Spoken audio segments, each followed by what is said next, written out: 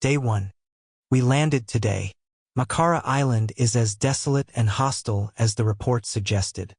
Biting winds that howl through jagged cliffs, a dense, suffocating fog that never clears, and an eerie silence broken only by the crunch of our boots on the gravel. Yet something feels off. It's not just the isolation, it's deeper, primal, like the island itself is alive. There's a hum in the air, low and constant, almost imperceptible, but once noticed, impossible to ignore. It feels as if the ground beneath us is breathing, waiting. Our excavations begin tomorrow. Day 4. I found it, the symbol, hidden beneath layers of moss and detritus on a massive stone slab, carved with precision that no human hand could replicate. The lines twist and coil in ways that defy comprehension, as though they move when you aren't looking directly at them. No culture, ancient or modern, has any record of such markings. When I reached out to touch it, a sudden wave of nausea overwhelmed me. My vision blurred, my knees buckled, and I pulled back as if some unseen force was pushing me away. Stranger still, the moment my gaze locked onto the carvings, the world around me fell into a vacuum. No sound, no wind, just an oppressive, unnatural silence. Day 7. We are not alone. I'm certain of it now. The feeling has been growing, gnawing at the edges of my mind. Something is watching us. This morning, while we explored the cave on the northern coast, I heard the unmistakable crunch of footsteps trailing behind me. When I turned, nothing was there, only the fog and the suffocating darkness of the cavern's mouth. Clara is uneasy too. She said she saw shapes in the mist last night, moving just beyond the range of our lanterns. I didn't tell her, but I saw them as well. Shadowy, fluid yet distinctly aware. Day 10. The cave. It's alive. I know how absurd it sounds, but I saw it. The walls pulse faintly, like a heartbeat under stone. When we shined our lights inside, the patterns on the surface seemed to writhe, as if something beneath the rock was straining to break free. The carvings are unlike anything we've encountered, alien, deliberate, and laced with a purpose I cannot decipher. They're etched into every surface, covering the cavern like veins. The air inside is heavy, stifling, as though the cave itself resents our intrusion. Whatever this place is, it wasn't meant to be found. Day 13. We've done something terrible.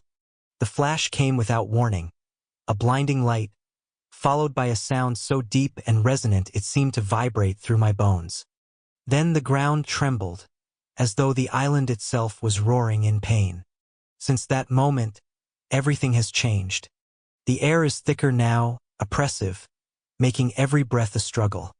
The fog has darkened, swirling with an unnatural intensity. No one speaks of going home anymore. I think we all understand. This place will not let us leave. Day 17. The voices have started. At first, I thought it was just the wind, but now I'm certain. They whisper from the shadows, weaving through the trees, carried on the mist. I can't make out the words, but they echo in my mind long after the whispers fade. They're calling me, us. Last night, Clara vanished. I thought I heard her screaming from the direction of the forest, but no one else would come with me to look for her. We're all on edge, barely speaking, barely sleeping. Something has changed in the way my team looks at me. They seem hollow, distant, as if part of them has already succumbed. Final entry. I don't know how long it's been since my last entry. Time here has lost all meaning. Makara Island isn't an island. It's a tomb, ancient and malevolent, and we've opened it. He is awake now. I feel his presence everywhere. In the air, in the ground, in the endless, suffocating night. His eyes are everywhere, pressing down on us like a weight we can't escape. My mind feels splintered, but one thought remains clear. If you find this, leave. Run. Don't stop until you're far, far away. Do not make the same mistake we did.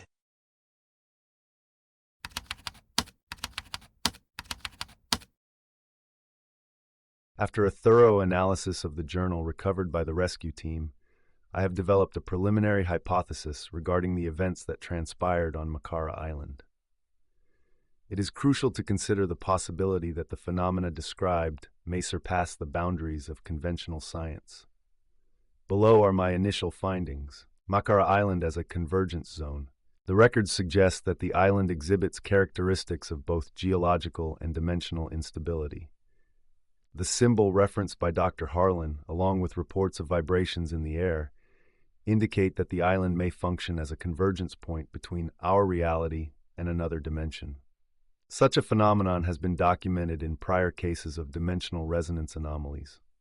Descriptions of movement beneath the stone and shapes in the mist align with known signs of dimensional ruptures, which allow the perception of interdimensional entities or structures.